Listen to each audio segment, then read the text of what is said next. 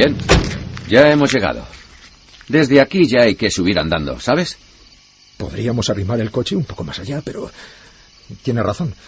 Ya cae la noche y la quebrada la tenemos justo ahí abajo, sí. Lo mejor es dejarlo aquí. Descarguemos el equipaje. La cámara con película infrarroja. La tienda de campaña. Los cassettes de grabación. ¿Está todo, Juan? ¡Juan! ¡Juan! Sí, dime, te escucho. ¿Qué te pasa, hombre? Te veo pálido. No, nada. Sencillamente es que no logro olvidar todo lo que nos ha dicho el profesor Oribe. ¿A estas alturas me vas a decir que tienes miedo? Juan y Heriberto tenían ganas de ver con sus propios ojos lo que muchos vecinos venían denunciando en las últimas semanas. En todo Puerto Rico se hablaba de los extraños sucesos que se estaban produciendo en la montaña de El Yunque, un macizo con vegetación frondosa situado a 40 kilómetros de la capital. Es que no logro olvidar la expresión de su cara al hablarnos de las crónicas antiguas, de los seres mágicos y de las desapariciones, de las extrañas desapariciones de niños. Eso me ha impresionado. El profesor Oribe era un veterano arqueólogo que vivía en un poblado cercano a la imponente montaña. Recibió a los dos jóvenes investigadores en su humilde habitación, repleta de figuras de barro antiguas, algunas pintadas con caras y colmillos que desde un inicio impresionaron a Juan, y esa sensación de inquietud se incrementó cuando aquel hombre de barba blanca y anteojos les persuadió de su intento de pasar una noche en El Yunque. No vayáis, amigos. No subáis allí bajo ningún concepto. Es una montaña de culto, una montaña sagrada desde hace milenios. Un enclave donde ocurren cosas que nuestra mente racional no puede comprender. Uno allí es capaz de alucinar, de ver cosas que no existen o que sí existen. Deben permanecer ocultas. En fin, pasar la noche en El Yunque puede ser una pesadilla que trunque vuestras vidas. Lo digo por experiencia. Yo estuve a punto de perder la mía. Pero, profesor, usted ha excavado en el lugar y no le ha pasado nada. Se habla tanto de luces, de fenómenos extraños, que queremos comprobarlo por nosotros mismos. No queremos que nadie nos lo cuente. ¿Lo entiende? Sí, pero eso son cosas de los dioses oscuros. ¿Conocer para qué? Mire, amigo, yo sabía muy bien lo que hacer en cada campaña arqueológica. Tenía que encargar ritos, incluso sacrificios de animales para aplacar a las deidades que guardan El Yunque. Es una tierra que, por cada cosa que arrancas de ella, tienes que pagar con sangre. Eso lo sabían muy bien los antiguos. Pero ¿no querrá que junto a nuestras cámaras llevemos unos pollos para degollar allá arriba, profesor? Eso, ¿verdad, Juan? Eso no es nada científico. Ya lo sé, ya. Sí, hay ladrones de tumbas que siguen expoliando la zona. Y los indios suaras hace siglos sabían que esto iba a ocurrir. Por eso enterraron figuras de sus demonios. 6 figuras del dios Chumarek. Esos son los custodios del lugar. ¿El dios Chumarek? Sí, el señor de los infiernos. El dios niño decapitado. El rey del ultramundo y emperador de los muertos. Cuando Oribe les mostró un grabado de una de estas figuras, los dos investigadores tragaron saliva. Era algo horrible, una imagen difícil de olvidar. Mirad, la leyenda dice que si alguna de estas figuras sale de la tierra, sin que se hagan los ritos correspondientes, la montaña, como entidad con vida propia, volverá a pedir su cuota de sangre. El niño, con su llanto maldito, reclamará lo que le corresponde. Y eso es lo que está ocurriendo. Han ido robándolas todas. Yo sé qué coleccionistas las tienen.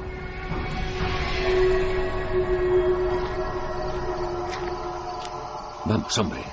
No te me irás a aflojar ahora. Ya. Estos profesores de arqueología, antropología y todas esas cosas Ya. acaban siempre perdiendo la cabeza. Sí, ya, Heriberto. No lo sé. Han desaparecido 6 niños. 6 niños. Como las 6 figuras de Chumarec. En el último mes. Eso... Mira, eso no puede ser casual. Efectivamente, en aquel mes de octubre de 1973, los vecinos de poblados como Barranca Negra, Cabezo Lucero y Cristo Redentor habían denunciado a la policía la desaparición de niños pequeños que, jugando en las inmediaciones de sus casas, casi pegadas a la montaña, se habían esfumado, sin dejar rastro. No se encontró ni un solo cuerpo. No sé, Heriberto. A mí el dibujo de Chumarec que nos enseñó el profesor es que no se me va de la cabeza. Ya. Chumarec, un niño sonriente que camina con su propia cabeza en la mano. Nah, eso son tonterías. Juan, pásame la linterna. Anda. Toma. Cayó la noche con gran rapidez, como un manto negro. Tapó el cielo en un abrir y cerrar de ojos. Juan, algo nervioso, iba mirando atrás constantemente. Poco antes de llegar a la cima de la montaña, observó algo. Fue un instante, tan solo un segundo, pero lo suficiente para verlo bien. Heriberto, mira, mira, ¿Dónde? Heriberto, mira. ¿Qué? ¿Dónde? Ahí detrás. ¿Dónde? Ahí, al final del camino. Sí, Mira ahí. sí, ya lo veo. Efectivamente, Juan tenía razón. Había 3 figuras que se aproximaban lentamente. Los 2 investigadores se quedaron petrificados. No estaban solos. Son 3 mujeres. 3 mujeres. Ya, Juan, ya lo veo. Echándose a un lado, tratando de confundirse bajo un árbol para no ser vistos, los 2 hombres intentaron mimetizarse entre las sombras. Juan, shh, calla, cállate, calla. Eran 3 mujeres que caminaban en paralelo, vestidas con una especie de túnicas, las 3 muy despacio. Sin mirarles, pasaron por el camino que moría en la cima. No detectaron la presencia de los 2 intrusos y sus caras tenían una expresión singular, una sonrisa congelada, una sonrisa terrible. Heriberto, ¿lo has visto? Sí, Ni siquiera han pestañeado. Están como muertas. Pero sonreían. Sonreían como Juan. Chumarec. Juan, tranquilo, tranquilo, que nos van a ver. Debemos descubrir lo que ocurre. Mira, ya no están, ¿lo ves? Ya. Han desaparecido. Justo allí. Ya no están. Ya lo veo. Las 3 muchachas, silenciosas, se habían perdido en la oscuridad. Para Juan no cabía duda. Se habían volatilizado ante sus propios ojos y eran un ejemplo del encantamiento que imperaba en aquel lugar maldito. Heriberto, sin embargo, seguía siendo más templado. Tienen que haberse metido en una cueva. No sé. Es imposible que hayan desaparecido. A lo mejor son miembros de una hermandad criminal. ¿Qué sé ¿Entiendes? yo? ¿Qué sé yo? Quizá estemos ante las brujas que están robando niños, Juan. Pero, Sí. Pero esto es demasiado extraño. Mira, debemos regresar, debemos volver. El profesor tenía razón, Heriberto. Aquí ocurren cosas que no podemos comprender. Esas chicas parecían cadáveres. Esta montaña puede hacernos enloquecer. Ya nos advirtió el profesor Oribe. Ya, no lo comprendo. No lo comprendo. Solo nuestro coche está allá abajo. Sí, mira, puedo verlo desde aquí. Ya lo veo. Por lo tanto, no ha llegado nadie más. 3 muchachas jóvenes, solas, caminando más de 30 kilómetros. No sé. Es algo que no me cuadra, Juan. Ya, pero... Shh. Cuidado. Estoy escuchando algo. Juan, ¿lo oyes? ¿Lo oyes, Juan? ¿Qué? Heriberto gozaba de buen oído y había adivinado la proximidad de algo o alguien. A la izquierda de ambos investigadores comenzó a escucharse un lento caminar que se abría paso entre la maleza.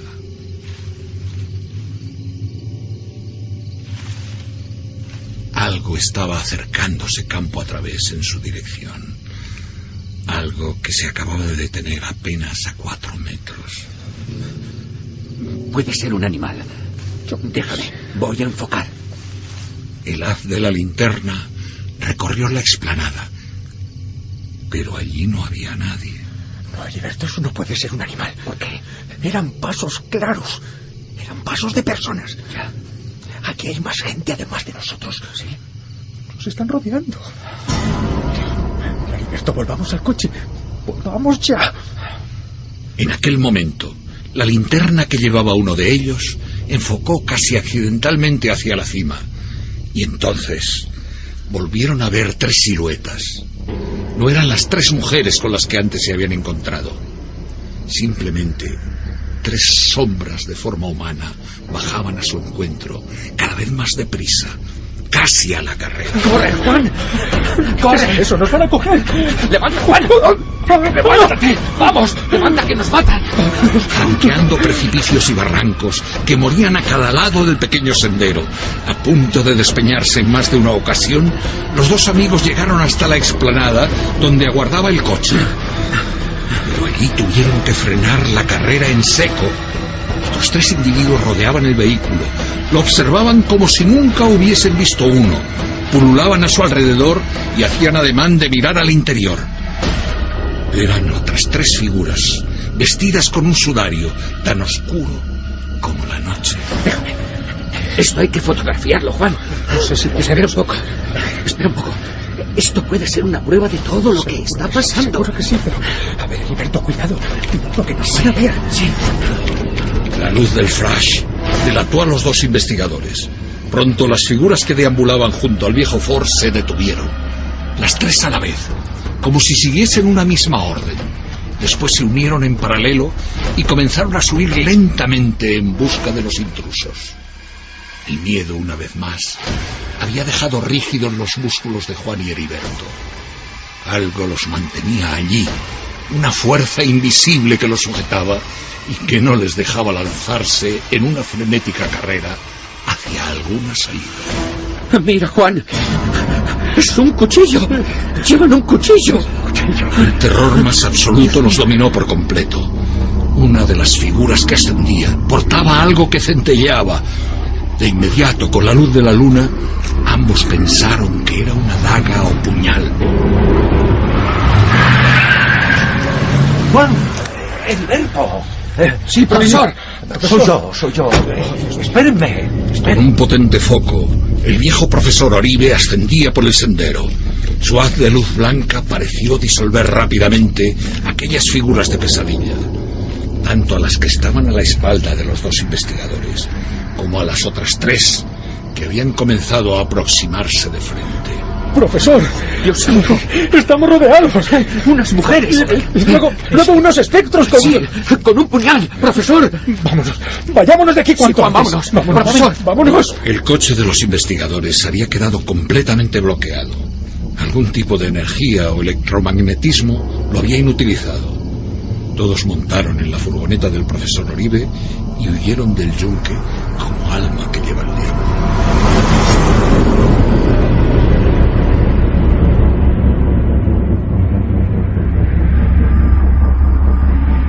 Cercanos, ya no contemplaron más las luces extrañas que rondaban por el monte sagrado.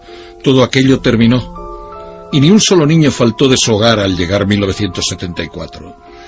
A partir de aquel rito secreto y solitario, el yunque volvió a ser un lugar aislado y respetado, como lo había sido siempre, desde la más remota antigüedad.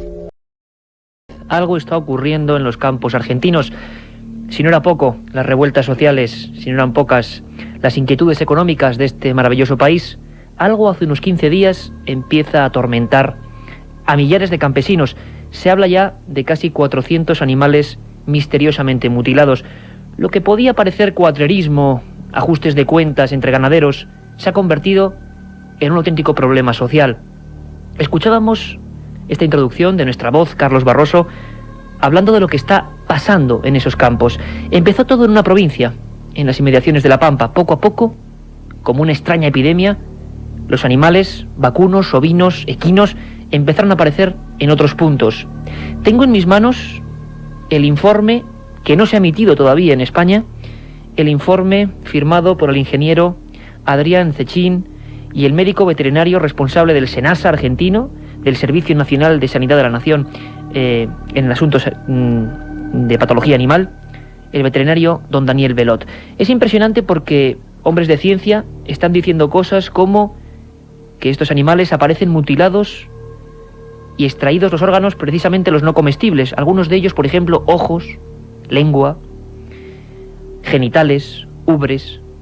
Incluso en ocasiones han aparecido en círculos al lado del animal, que además en su piel tenía restos de heridas cauterizadas, es decir, aquello había sido hecho con un bisturí que no solo cortaba con precisión médica, sino que dejaba restos de fuego prácticamente. No cabe duda, según el informe, que los cortes son quirúrgicos, también que son tremendamente precisos, que siguen formas rectas, o también incluso a veces generan dibujos geométricos. Lo más extraño es que muchos de estos animales de gran peso no tenían gota de sangre en el cuerpo. En otros casos, las mandíbulas, los maxilares aparecían pelados, casi como cocidos. No había huellas, nadie se había acercado, ni huellas de hombres, ni de vehículos todoterreno.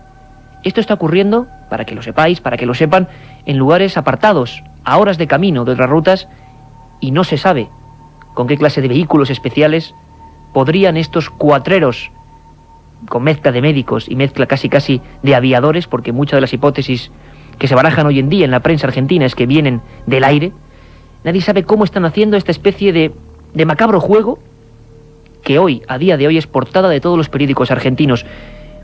Personalmente, teníamos la idea de hacer otro programa, pero lo que es la actualidad, la pura y dura actualidad, encontrarnos con una información de más de 500 folios hoy en día, de informes, de material, de noticias, de fotografías que tenemos aquí en la mesa del estudio, uno de la cadena SER para toda España, pues ha hecho cambiar el rumbo. Milenio 3 es un programa que evidentemente también se centra en lo que está pasando ahora mismo. Es el gran misterio de los últimos años, aunque hoy veremos y comprenderemos que el tema de las mutilaciones de ganado viene de muy antiguo, casi desde que el tiempo es tiempo. En algunas ocasiones ha habido escenas realmente dramáticas. Una de ellas en Las Cuevas, un paraje de La Pampa. Allí, una escenografía dramática, como decíamos. Un gran ternero, 500 kilos, una vaca, y dentro de ella estaba a punto de parir un ternero. A ambos les faltaba un ojo. Había sido milimétricamente amputado, ligadura a ligadura, nervio a nervio. Después, quemaduras y los órganos internos cambiados de lugar. ¿Quién está haciendo esto? ¿Por qué? ¿Sectas? Algunos hablan de luces esos mismos días, luces que han visto policías, luces que han obligado, como veremos en el programa de hoy, incluso a que gente en Santiago del Estero, por ejemplo, haya sido internada en los hospitales por el impacto que ha producido esta visión. ¿Qué está pasando, en definitiva, en el campo argentino? Probablemente hoy no lo descubramos, hoy no sepamos toda la verdad, pero desde luego, por primera vez en este país, vamos a afrontar el tema con la voz de sus protagonistas. Milenio 3.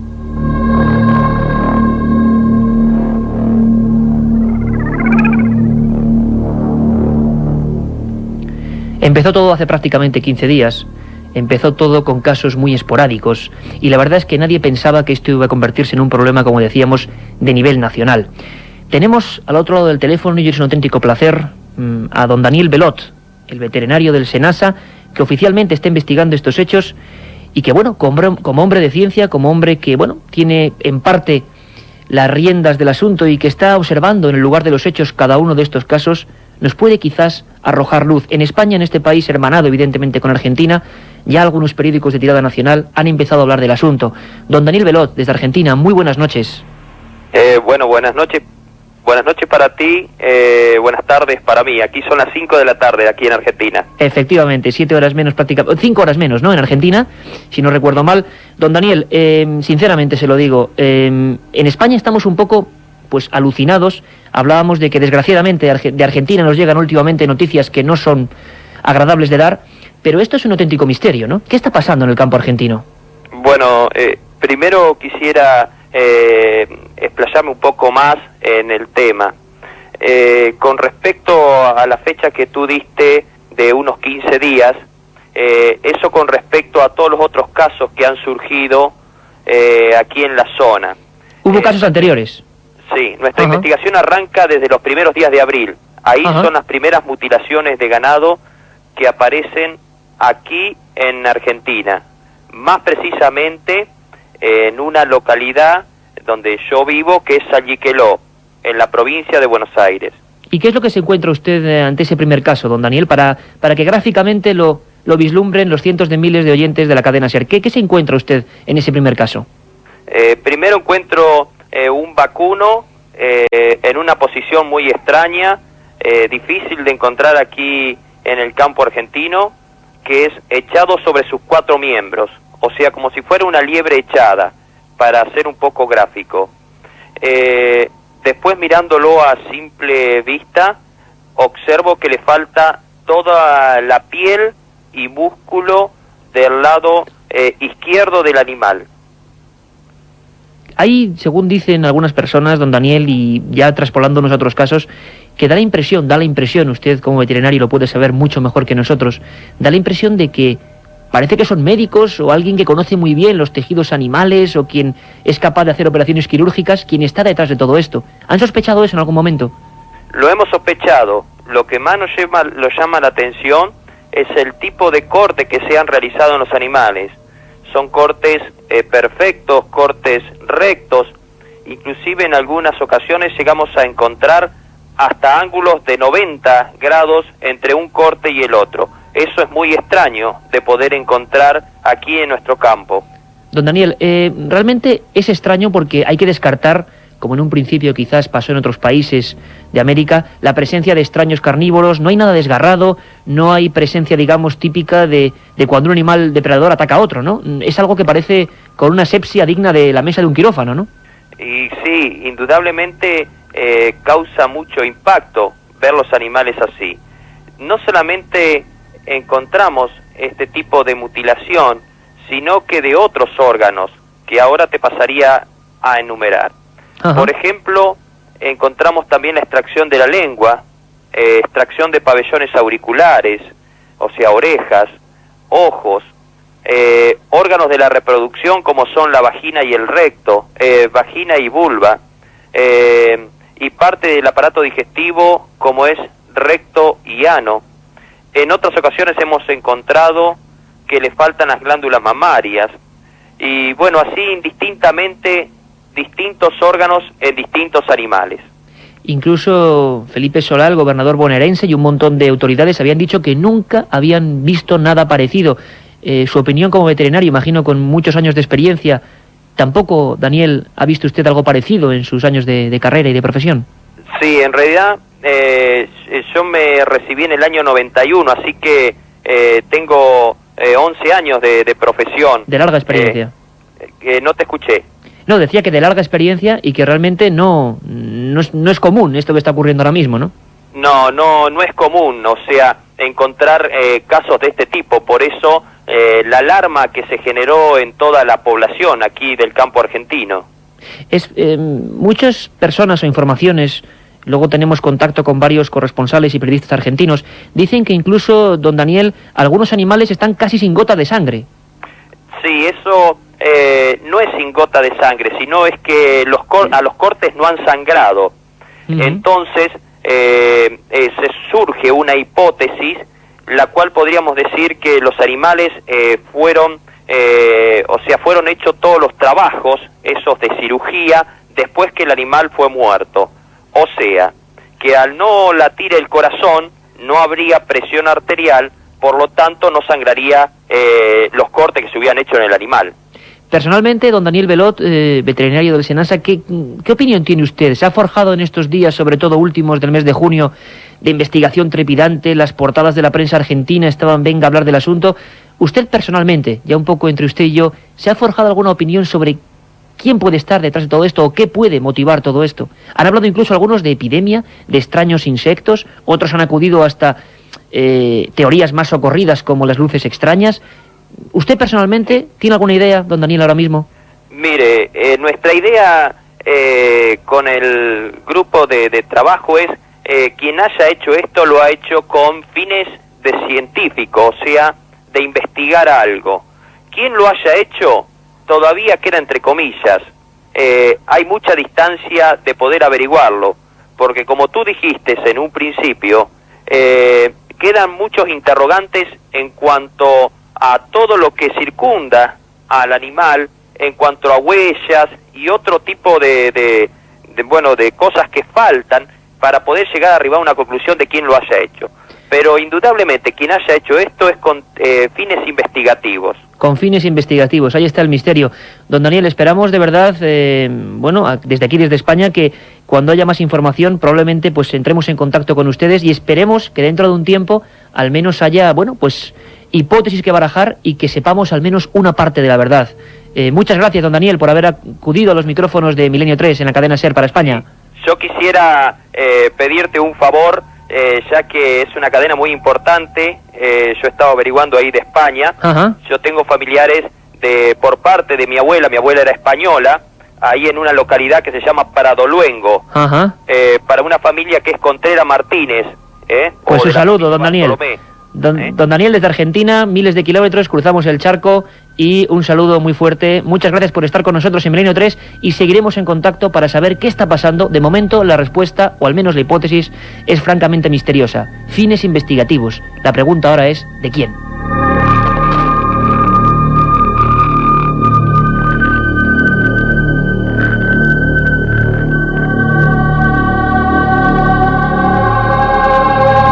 Miedo en el campo argentino. Es un titular que suena un tanto truculento, pero que es real. Estábamos hablando con don Daniel Belot, el encargado de las primeras investigaciones oficiales, primera vez que habla para un medio de comunicación español. Creo que son unos 500, 600 folios prácticamente, los que durante solo 10 días, y esto ocurre muy pocas veces, se los aseguro, en el tema del misterio, hemos podido recopilar en este tiempo. Todo tipo de fotografías, algunas de ellas las tenemos en el estudio, son francamente sobrecogedoras, operaciones de alta cirugía, como decía el profesor Belot. Pero el miedo social se ha infiltrado en cada una de las capas del pueblo argentino. Son pocos los que eluden el misterio que está ahí, porque parecía en un principio que se centraba en regiones muy muy concretas, pero no, como decíamos antes, como si fuera una misteriosa epidemia contagiada, no se sabe por qué. Los extraños animales mutilados y sobre todo las extrañas operaciones en ellos efectuadas han empezado a recorrer el país poco a poco. Isabel Cuevas, la corresponsal en Argentina de la cadena SER, nos hacía esta crónica comentándonos el miedo que ya empieza a extenderse por ese gran país. La aparición de decenas de vacunos muertos y mutilados en 5 provincias argentinas tiene desconcertados a los ganaderos, algunos de los cuales se preguntan si los animales han sido víctimas de los ritos de una secta o sometidos a estudios de extraterrestres. A las vacas, toros y terneros encontrados las últimas semanas les fueron extraídos los ojos, las orejas, la lengua o los órganos reproductores, y muchos de ellos presentaban cortes realizados con gran precisión, sin rastros de sangre. La prensa sostiene que los sorprendidos ganaderos han denunciado a la policía los casos de unos 100 vacunos muertos y el hallazgo de otros animales mutilados, como caballos. La falta de explicación científica sobre estos casos ha llenado de inquietud a los habitantes de las zonas rurales, que aseguran que nunca han visto una cosa igual y confiesan estar asustados.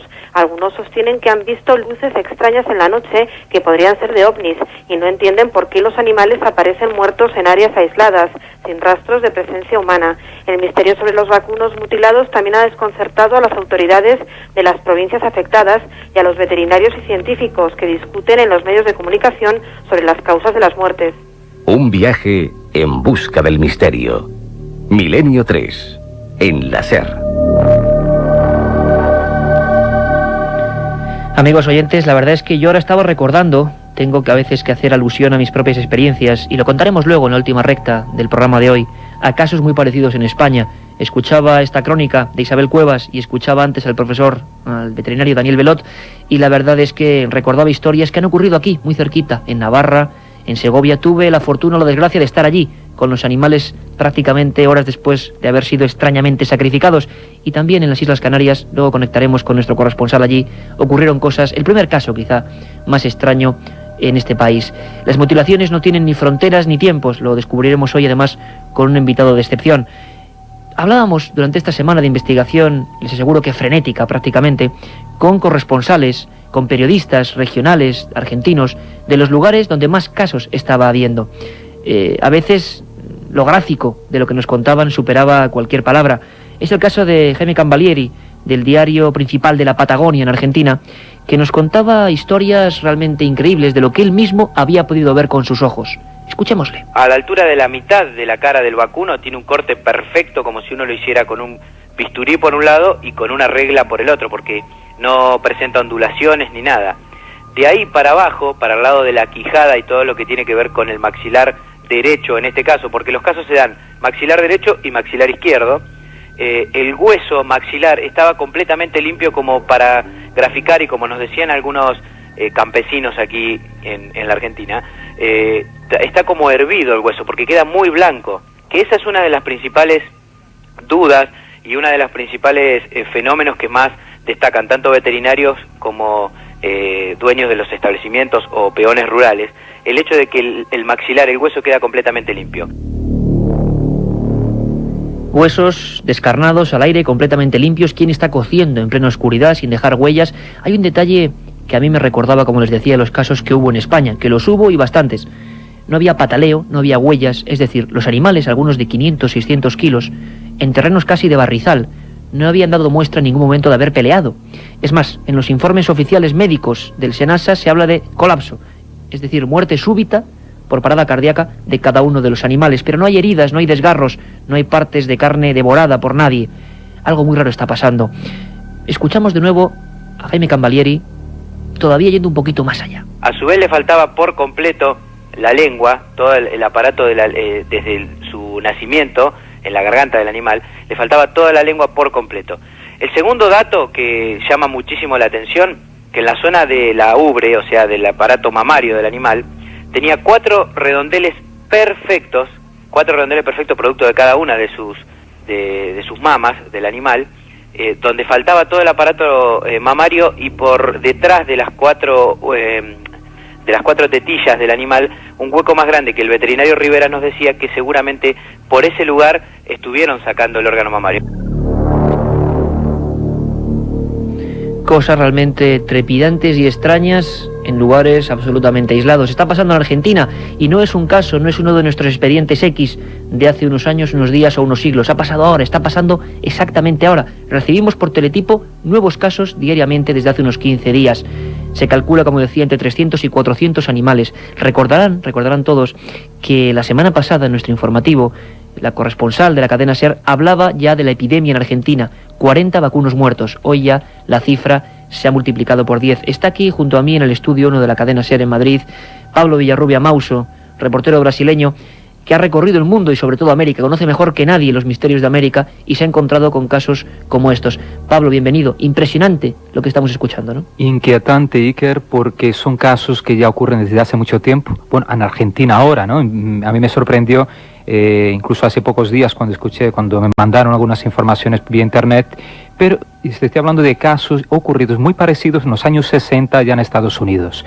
En estos casos también aparecían animales parcialmente mutilados, la quijada, como decía el periodista ahí de Patagonia, eso era un dato, digamos, fundamental, y muchas veces el ganado vacuno aparecía sin la lengua. Y ese detalle es curioso. Cuando estuve en Honduras, varios campesinos me hablaron de la arrancalenguas. Arrancalenguas, que eran, como designaban ellos, a una extraña criatura que raramente se dejaba ver, muchas veces era invisible, pero lo llamaban así, que solamente arrancaba la lengua del animal. Hablé con algunos veterinarios allí en Tegucigalpa y ellos me contaron que hay casos, por ejemplo, una enfermedad en que el animal encoge la lengua, o sea, prácticamente se la traga, ¿no? Pero en estos casos realmente había mutilación, o sea, en muchos casos aparecía corte limpio, ¿no? Como están hablando aquí también en Argentina. Esto me llamó la atención. Después hablamos en el año 1977, nos vamos en Puerto Rico empiezan a ocurrir casos muy parecidos y con desangramiento de animales. Ajá, o sea, igual que en Argentina. Igual que en Argentina. Ahí se añade, aparte de la mutilación que ya ocurría, o sea, había casos en Estados Unidos en los años 60, el desangramiento o desaparición total de la sangre o apenas o restos de sangre dentro de los animales. Se hizo muy famoso en ese año, el 77, en Puerto Rico, el famoso vampiro de Moca. Así llamaban a una criatura también que poquísimas personas tuvieran oportunidad de ver, y casi siempre a lo lejos una silueta grande, monstruosa, que estaría aparentemente asociada a estas mutilaciones allí en Puerto Rico. Pablo, una cosa importante, has comentado, y es importante trazar paralelismos con estos casos, que en los años 60 en Estados Unidos ocurre la primera quizá gran oleada que sale a los medios de comunicación y que interesa incluso hasta a los militares. Allí se dijo, Pablo, que se intentó incluso, tomar medidas de supuestos agentes radioactivos que hubiera sobre los animales. Te lo digo porque uno de los últimos teletipos que nos llega desde Argentina, concretamente desde varias poblaciones de La Pampa y de Santiago del Estero, habla de la policía argentina y los veterinarios intentando cazar estos cirujanos furtivos, como pone en la prensa, y que una de las operaciones que están realizando es pasar detectores Jaeger por encima de algunos vacunos. De momento no hay datos, pero en Estados Unidos sí que parece que aquellas mutilaciones muy parecidas y muy extrañas arrojaban otro resultado, ¿no, Pablo? Exacto, se encontraron vestigios del famoso gas radón, que es un gas que desprende de la tierra y se cree también de algunos materiales, algunos minerales radioactivos, como puede ser el mismísimo uranio, y es muy sintomático porque, aparentemente vamos a ver si en Argentina se confirma esta posibilidad del gas radón. Quiero recordar también que en los años 60, ahora me vino a la memoria, en Río Grande del Sur también aparecen varios, en Río Grande del Sur, en Brasil, ¿no?, que es la Pampa brasileña, aparecen ganado también mutilado con características semejantes ahora a estos de Argentina. Y me hablabas tú ahora, antes de entrar en el programa, Iker, de que en Uruguay también empezaban a aparecer algunos casos. Es curioso porque en zonas de Pampa, ¿no?, como es el Río Grande del Sur, en Brasil, la zona de los gauchos, es Pampa, a continuación viene Uruguay, también con Pampa y Argentina, ¿no?, esa parte norte de Argentina. No sé por qué, pero parece que en esas regiones llanas es donde están ocurriendo, así como en Estados Unidos también, en el sur, son regiones llanas donde aparecen estos casos, ¿no? La corresponsal, Pablo, de la cadena SER, Isabel Cuevas, hablaba de un miedo social, un miedo de los campesinos. Se generan leyendas, se generan desde luego todo tipo de posibles explicaciones. A ti esto te suena, ¿verdad? Pablo Villarrubia, hay que decir que ha hecho libros fantásticos como Brasil Insólito o como Un viaje mágico por los misterios de América, libros de gran distribución en España y de gran éxito también en la otra frontera, en América. Y tú precisamente en esos libros comentabas además tu experiencia con muchos de los testigos del misterio, porque esto es un misterio.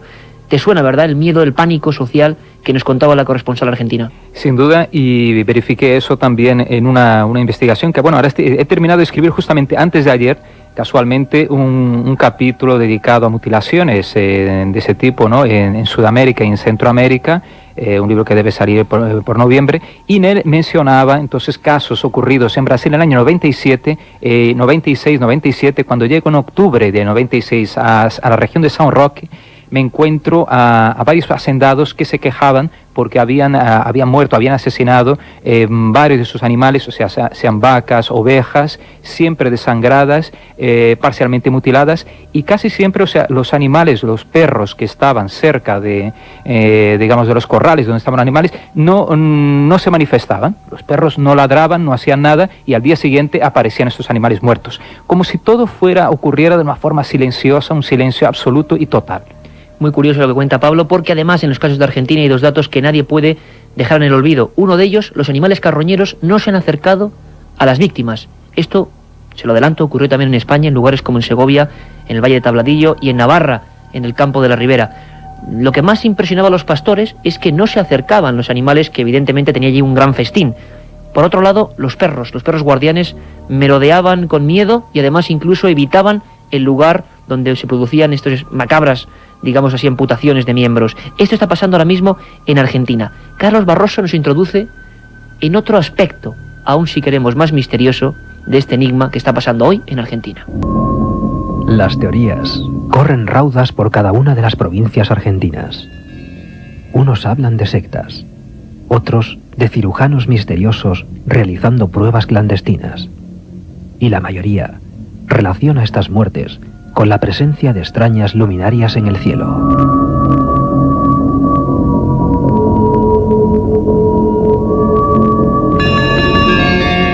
El misterio viene de arriba, dicen muchos campesinos asustados, aferrados a sus viejas escopetas.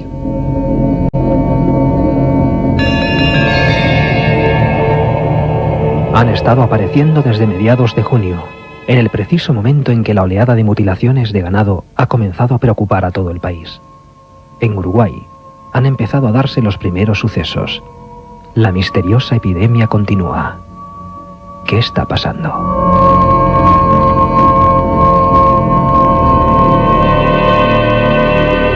Grandes vacunos, incluso caballos con los ojos estirpados, sin la lengua, con los huesos al aire, están apareciendo en Durazno, en Uruguay. El teletipo de hace apenas 2 días nos lo confirma. Carmelo Vidalín, teniente alcalde de Durazno, esta población uruguaya muy cerquita de la frontera argentina, comenta que nunca en su vida han podido ver algo parecido. Y hablaban esta introducción de Carlos Barroso de luces, de extrañas luminarias que de alguna forma los campesinos, en su miedo, en su terror, en su ignorancia de lo que está pasando, relacionan con estos hechos.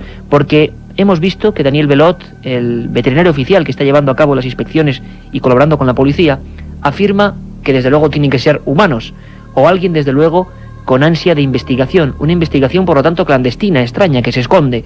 Pero los ovnis, sean lo que sean los ovnis, objetos volantes no identificados, están apareciendo en los mismos puntos e incluso anticipándose a las mutilaciones de ganado. Uno de los casos más increíbles, porque ha habido decenas, se lo repito, decenas de casos de ovnis en diversos puntos, en la carretera 38 de Garza, con avistamiento de la policía, en el departamento de Quimiloj, en San Martín, pero ha habido uno hace poquito tiempo. Pablo, quiero que escuches con atención, porque tú has conocido casos muy parecidos. 2 niñas internadas en el hospital de Bahía Blanca, en Paraná, porque el impacto tremendo que sufren tras el avistamiento de un círculo verdoso con interior rojizo que se desplaza muy cerquita del campo. En ese campo luego aparecen 4 animales de más de 600 kilos mutilados. Las niñas se llaman Gabriela y Miriam del Valle Salto, de 13 y 7 años, y han permanecido, están ahora mismo en el Hospital de Niños de La Banda, en Bahía Blanca.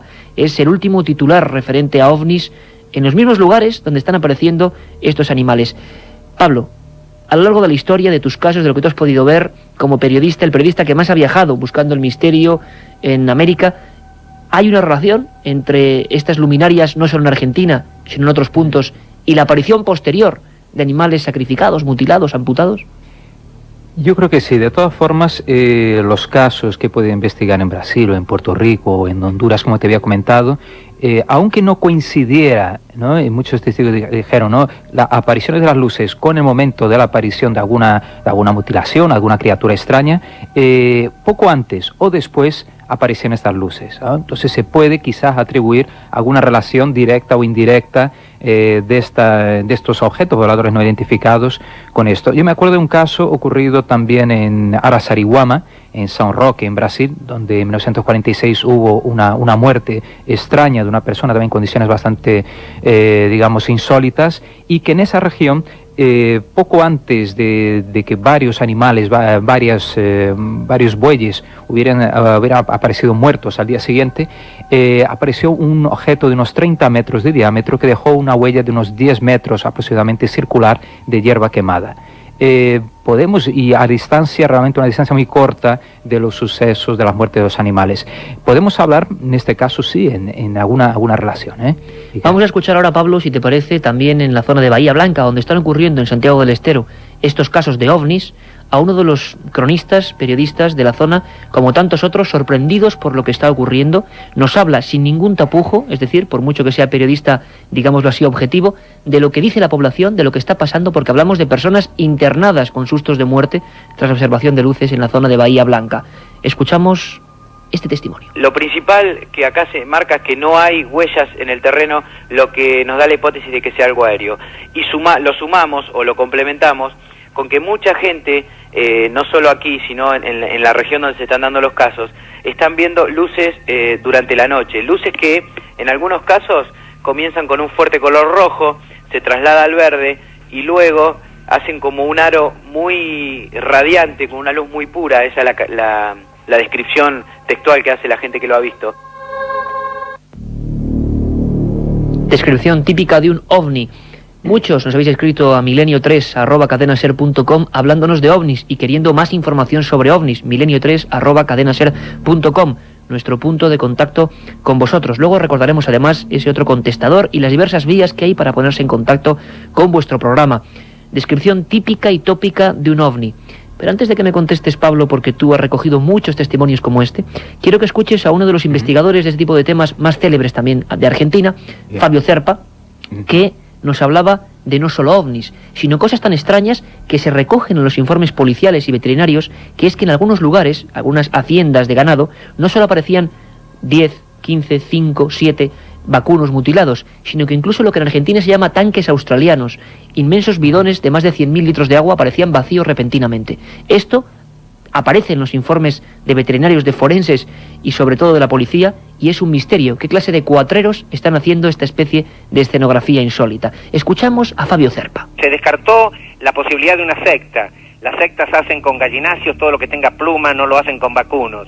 Se descartó también la presencia humana, porque sería un poco la Universidad Tecnológica de Massachusetts, digamos, en un helicóptero, porque no hay vehículos, marcas de vehículos ni de pisadas, que hubieran sobrevolado la provincia de La Pampa, y de toda la Pampa Argentina.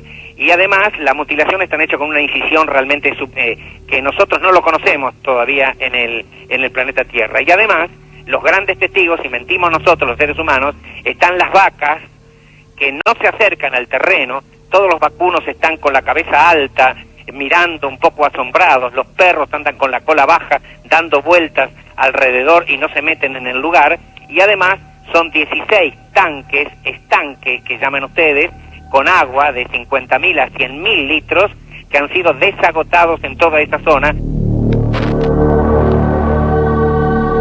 100.000 litros de agua desaparecidos repentinamente.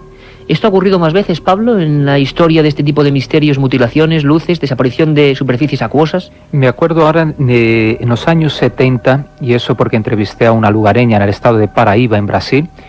Esta mujer, que era de la ciudad de Sumé, me hablaba que en esa época, 75, 76, una represa entera se vació, o sea, de la noche al día. Eso me dejó muy impresionado. Era una ¿Ha habido observación de luces también? Pues se vieron movimientos extraños de nubes, que muchas veces también se asocian, ¿no?, a ovnis que estén ocultos por detrás de las nubes, ¿no? Y entonces en ese día o en ese final de tarde se observaron que las nubes se revolvían de una forma misteriosa. Y como digo, al día siguiente se vació casi por completo, quedó creo un 10% tan solo del agua, ¿no? Y ahora Zerpa, ¿no?, ya veterano ufólogo argentino, nos comenta esto de los tanques australianos y me deja, cavilando aquí pensando, ¿no?, ¿qué pudo acontecer con, además, Pablo, es que según la policía, casos como en Chascomús, no sabían cómo demonios se había ido a parar o de qué forma se había filtrado ese agua, no había caños, no había rotura en el propio tanque, había desaparecido el agua rápidamente, en algunos lugares incluso había ondulaciones en el terreno y casi en posición, como decía Zerpa, circular estos animales muertos. Muchos hablan de una secta que desde luego tendría una capacidad aérea increíble, unos médicos aprovisionados, algo realmente extraordinario. Pero en España, vamos ahora a nuestro país, hemos hablado de Argentina con los últimos datos, pero en España, aunque parezca increíble, han ocurrido cosas parecidas. Quizá no tan duras, no tan fuertes, tan como está pasando ahora mismo en Argentina, con hechos realmente asombrosos. Pero han ocurrido cosas que se han perdido. Empezaron siendo noticias de periódicos y, como ocurrirá aquí en Argentina, acabarán sumidos en el olvido. Y con un olvido que además siempre va lleno de incógnitas. Nunca sabemos quién motiva estas cosas. Hay dos opciones importantes para el pueblo argentino, según nos cuentan ahora, y es la posibilidad de esas luces generando ese misterio, o también la posibilidad de experimentos genéticos en un momento muy malo de la población argentina. Las leyendas urbanas, las teorías un poco sin asidero, están empezando a fraguar en todos los medios de comunicación. Pero en España pasaron también cosas así. Desde el 77 al 97 hubo diversos casos puntuales, yo estuve en algunos de ellos, y ahora vamos a hablar con gente que también investigó algunos de los más espectaculares. Antes de eso, nuestra voz del programa, Carlos Barroso, nos introduce en esto que está ocurriendo ahora mismo o que pasó en nuestra propia península.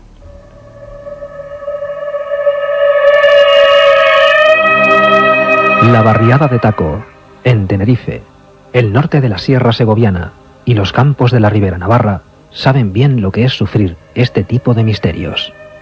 Más de 2.000 cabezas de ganado han perecido del mismo modo en el último lustro.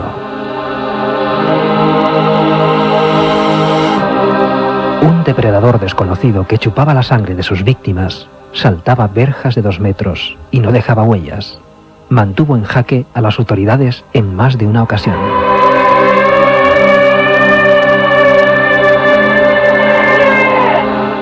En el primero de los casos, hace ya más de 20 años, incluso perros guardianes fueron atacados por el misterioso merodeador. Una historia que nadie en el archipiélago canario puede olvidar.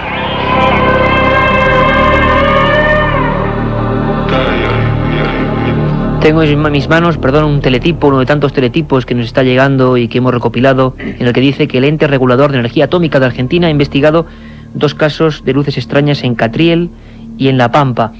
Casos en el mismo momento en que se denunciaba la aparición de animales mutilados. José Gregorio González es un corresponsal, un buen amigo, una persona que ha seguido muy de cerca el primer episodio de este tipo que se produjo en España. Como decíamos, en la península hubo 2 casos muy concretos. En Segovia, más de 400 ovejas aparecieron con los mismos síntomas de lo que estamos hablando hoy, y también en el campo navarro, donde las cabezas de ganado perdidas fueron todavía más. Y un día estaremos aquí con los que sufrieron los ganaderos esa increíble pérdida. Pero todo empezó en Canarias, en una barriada humilde, en Taco. Y José Gregorio González investigó este tema mejor que nadie. José Gregorio, buenas noches allí en Canarias. Buenas noches, Iker. Buenas noches a Pablo. ¿Cómo ocurrieron estos hechos, José Gregorio, en la barriada de Taco, que ya prácticamente imagino que casi todo el mundo ha olvidado, aunque quien lo sufrió imagino que eso no se olvida nunca, ¿no?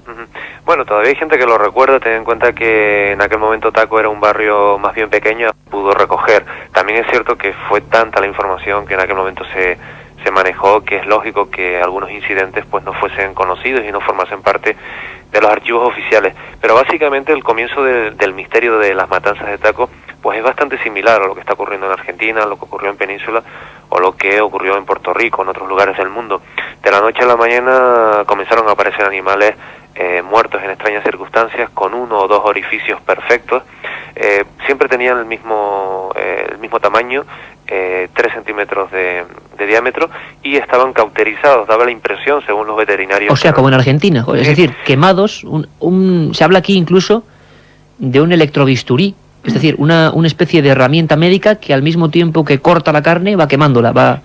Sí, probablemente se tratara de algún tipo de instrumento de esas características, pero no olvidemos que estamos hablando de hace más de 20 años y ese tipo de tecnología pues no estaba al alcance precisamente de cualquiera, y por supuesto que no tendría un diseño que lo hiciese fácilmente transportable, ¿no? El caso es que, escuchando un poco las crónicas de esta noche, hay otro tipo de elementos coincidentes que curiosamente no fueron divulgados por la prensa en su momento, pero a los que sí tuvimos acceso. Por ejemplo, la aparición simultánea en algunos de los casos de ovnis, de luces extrañas, y otro dato muy significativo que me llama mucho la atención con respecto a las últimas informaciones que acabas de dar, y es que los animales aparecían con los cuerpos mojados, y sin embargo el entorno estaba completamente seco. Yo no sé si tiene algo que ver o no con lo que ocurre en Argentina, donde desaparecen grandes cantidades de agua. En Tenerife no se registró, no se conoció, no se tuvo conocimiento de desapariciones de masas de agua, pero curiosamente las víctimas, los animales, tanto los perros como las cabras y como otros animales de corral que aparecieron muertos, sí que aparecían empapados, y esto es muy curioso porque el entorno estaba totalmente seco. José, una cosa importante, estábamos recordando a Pablo y yo prácticamente con la mirada, y es que incluso allí lo más extraño es que animales agresivos, perros guardianes, fueron ellos las víctimas. No hablamos solo de animales, digamos, más pasivos como vacas, ovejas. Allí animales de perros de presa guardianes fueron succionados por esa especie de vampiro invisible, ¿no? Sí, estamos hablando de casi 40 animales, entre cabras y animales de corral, pero digamos que los casos más sorprendentes fueron los que primero se dieron a conocer, los que mayor publicidad tuvieron, y fue precisamente por esa condición de agresividad. Se trató de 2 perros que murieron con una diferencia de unos 5 días, y que, bueno, destacaban, eran pastores alemanes guardianes de una fábrica, y aparecieron pues muertos con varios orificios perfectos, cauterizados, sin sangre. Se les habían extraído algunas vísceras sin señales de lucha y sin que los perros hubiesen sido arrastrados, aunque curiosamente aparecieron a más de 30 metros del lugar en el que estaban encadenados, y todo esto sin señales de lucha y sin haber estado acompañados los incidentes de peleas, de ruidos extraños por la noche, ni de nada por el estilo, ¿no? Un agresor silencioso, José Gregorio, que realmente produjo miedo en Taco. Te agradecemos mucho esta breve crónica para que al menos sepamos que no todo es nuevo, que está pasando ahora y que mucha gente requiere información, pero cada misterio siempre tiene su antes, su porqué. En este caso, Canarias fue el preámbulo. Pablo, lo mismo que a José Gregorio. Un abrazo muy fuerte, gracias por estar aquí. Estaremos en muchas más ocasiones porque tienes que contarnos muchas más cosas de esa otra esfera, de esas luces que, como decíamos y adelantabas antes, no solo han mutilado ganado, sino como en el caso de Acariguama, incluso las víctimas han sido seres humanos. Gracias por tu primera visita a Milenio 3. Gracias a ti, Iker, y excelente programa, ¿eh? Muchas gracias, amigo. Realmente estamos aquí, bueno, viendo todo lo que está ocurriendo en Argentina, lo que ocurrió en España. Haremos más programas porque, como saben siempre, la investigación se queda corta porque estamos ahí, esbozando la verdad. Ahora nos vamos con una verdad que, bueno, ha transcurrido durante 7 largos días. Historias apasionantes. Cada una de estas noticias se olvidará, pero seguro que no, para toda la mucha audiencia de Milenio 3 que nos sigue con pasión. Carmen Porter, Carlos Barroso realizaban esta semana este excelente informativo. La otra realidad. Milenio 3, en la cadena SER. Aparte de gozosos, dolorosos, gloriosos, los misterios de la Iglesia son sorprendentes e inexplicables. La periodista Carmen Porter te ayuda a desvelarlos en Misterios de la Iglesia, una obra que saca a la luz los episodios más impactantes del fenómeno religioso. Exorcismos, apariciones, cuerpos incorruptos, estigmas. Misterios de la Iglesia, de Carmen Porter, publicado por Editorial EDAF. La Iglesia española está investigando el que podría ser uno de los últimos expedientes X ocurridos en nuestro país. Se trata de una mujer valenciana enferma de Parkinson que dejó de padecer súbitamente la enfermedad después de acudir a un santuario y beber el agua de un manantial que había en ese lugar. La curación ha sido tan radical que ni siquiera los médicos explican lo ocurrido. La señora llevaba 4 años bajo tratamiento médico y después de beber el agua ni siquiera le ha quedado rastro de haber padecido Parkinson alguna vez en su vida. La Iglesia está reuniendo todas las pruebas para enviarlas al Vaticano y que sea la Santa Sede quien decida si se trata o no de un milagro. Enseguida nos vamos a Valencia, será después de conocer otras noticias del día con Carmen Porter en titulares. Comenzaremos con los nuevos descubrimientos sobre la cultura maya que se están produciendo en Palenque.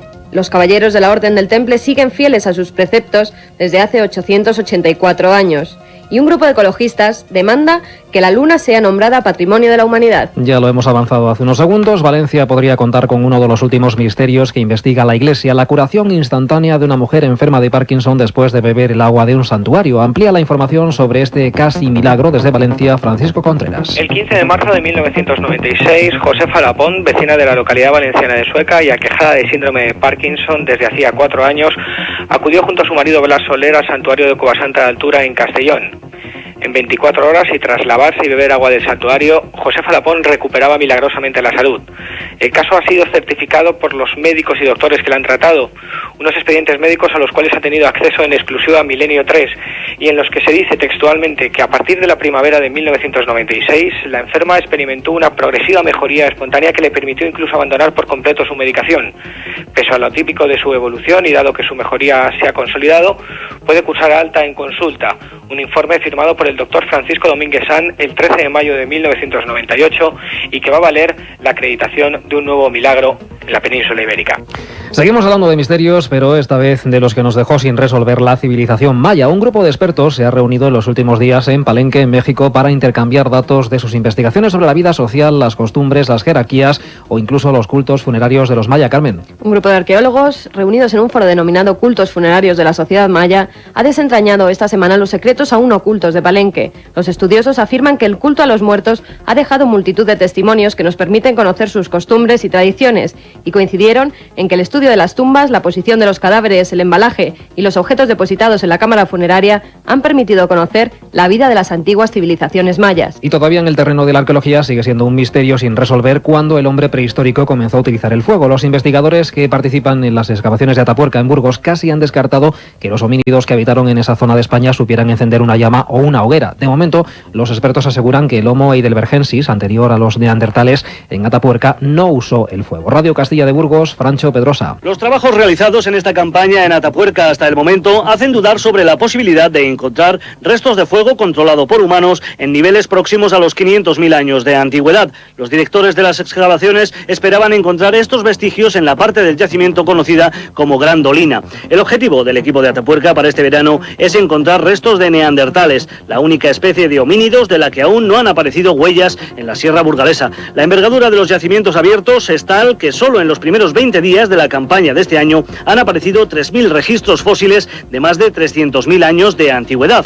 Hablamos ahora de los templarios, esos caballeros medievales, mezcla de guerreros y de monjes, cuyo rastro parece perderse en la noche de los tiempos, pero cuyas reglas siguen vigentes aún en la actualidad. En la localidad leonesa de Ponferrada ha comenzado esta semana una exposición de 80 libros sobre la historia de los templarios. Ha sido la puerta de entrada a la tercera noche templaria, de la que nos cuenta más datos Fernando Tascón. Ponferrada ha recordado su pasado templario con un gran desfile que, además de su atractivo turístico, sirve para rememorar la presencia de los monjes soldados en la fortaleza que aún lleva su nombre a orillas del río Sil.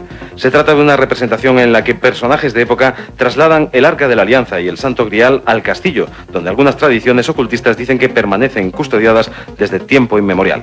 Pero al margen del simbolismo, los ponferradinos y los visitantes han podido disfrutar de recreaciones medievales como un mercado, torneo y justas o la cena templaria. Todo ello bajo el influjo mágico de la primera luna llena del verano. Pues la tercera noche templaria de Ponferrada mostrará que las reglas de esta orden medieval siguen vigentes hoy en día. Según aseguró Miguel Lorenzo, gran prior de la orden en Andalucía, los seguidores conservan sus tradiciones, como la ceremonia de investidura, mantienen la vestimenta, una capa blanca con una cruz roja en el hombro izquierdo, y su forma de actuar se rige por un decálogo que recoge el honor, la honestidad, la defensa de los pobres y la lucha por la patria. La historia de los templarios ha estado marcada por la herejía promovida por el rey francés Felipe IV y acabó con la ejecución de sus líderes en la hoguera y la expropiación de numerosos bienes. El prior declaró que si no hubiera pasado eso, los templarios hubieran descubierto América antes de 1492, porque sabían de la existencia del continente. Hay otras noticias, las contamos ya de forma breve. Los tribunales japoneses han condenado a muerte a otro de los miembros de la secta Verdad Suprema que lanzó gas sarín en el metro de Tokio y que provocó la muerte de 12 personas y heridas a otras 6.000. En los juicios, los imputados admitieron las acusaciones y aseguraron que actuaban a las órdenes del gurú y fundador de la secta, Shoko Asahara. La secta, que aún cuenta con 1 millar de adeptos, cambió su nombre hace 2 años por el de Aleph para evadir la persecución legal. Un grupo de científicos ha descubierto 2 nuevas especies de monos en Brasil, de las que hasta ahora no se tenían noticias. Las 2 nuevas especies, a las que se conoce con el nombre de Bernardi y Quelicebus, fueron descubiertas por un científico holandés que trabajaba en el Instituto Nacional de Brasil para la investigación del Amazonas. El primero de los monos es de color anaranjado con cola blanca y negra, mientras que la segunda especie destaca por su color plateado y rojizo. Y terminamos con una interesante reivindicación de un grupo de ecologistas: que la Luna sea nombrada Patrimonio de la Humanidad. La petición fue hecha por los científicos asociados para salvaguardar el planeta y su entorno durante la Conferencia Internacional del Espacio en Denver. Según el biólogo Rick Steiner, la mayoría de la gente ve a la Luna como un icono sagrado y que debe tratarse como tal. Sin embargo, esta postura se contrapone a las expectativas de Estados Unidos y Japón, que pretenden desarrollar en la Luna una estación espacial. Pues hasta aquí hemos llegado hoy, pero la información volverá a llevarnos por caminos insospechados la próxima semana, en Milenio 3.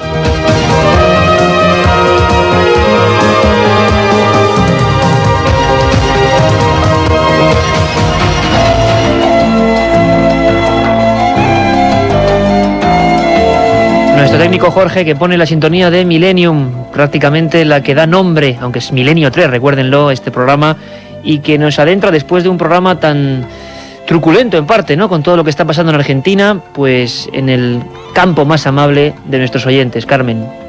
Pues sí, la verdad es que todas las semanas llegamos aquí con los mails y las peticiones de los oyentes, y una semana más... ¿Que lo envían a dónde? Porque me dicen que no digo el mail. A Milenio 3, el número 3 con número, @cadenaser.com, milenio3 @cadenaser.com. ¿Y qué nos contaron esta semana, Carmen? Pues esta semana Ángel, un oyente que nos felicita además por el programa, nos dice que si podríamos hacer un especial sobre la Sábana Santa de Turín, y especialmente desde que se hizo la prueba del carbono 14 hasta la actualidad. Lo haremos. Hemos tenido la suerte de estar 4 días ante la Sábana Santa en Turín, allí como periodistas hace ya un tiempo, y la verdad es que nos trajimos mucha información y esperamos que en un programa o 2 podamos contaros todo lo que vimos. María Victoria Pérez Castrillo nos dice que se ha leído el Enigma Sagrado y que le han quedado muchas dudas. ¿Por qué se eliminan los apócrifos? ¿Por qué nos venden, pone ella, la Biblia como algo cierto? ¿Qué planteamientos llevaron a los autores de la Biblia para eliminar esos apócrifos? Bueno, veo, Carmen, que es que el tema de Cristo en sus muchas vertientes es un tremendo éxito para los oyentes, no sé, es otro gran misterio. El tema de los evangelios apócrifos, esos textos se quedaron fuera de la Biblia oficial y que generan mucho misterio. Lo hablaremos punto a punto y detalle a detalle. Andrés Marín nos dice que si algún día podemos tratar el tema de los abducidos por al parecer seres extraterrestres. Lo haremos.